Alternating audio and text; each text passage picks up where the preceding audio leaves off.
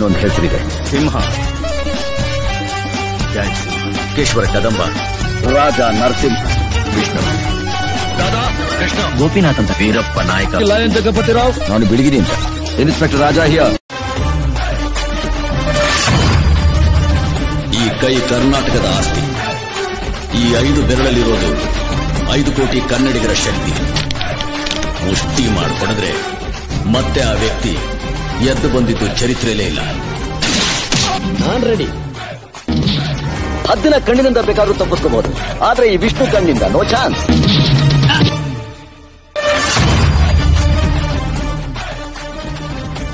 ಕನ್ನಡಿಗರ ವಿಷಯ ನಿಮ್ಗಿನ್ನೂ ಗೊತ್ತಿಲ್ಲ. ಮೊದಲು ಬಿಟ್ಟು ಆಮೇಲೆ ಹೊಡಿತೀವಿ.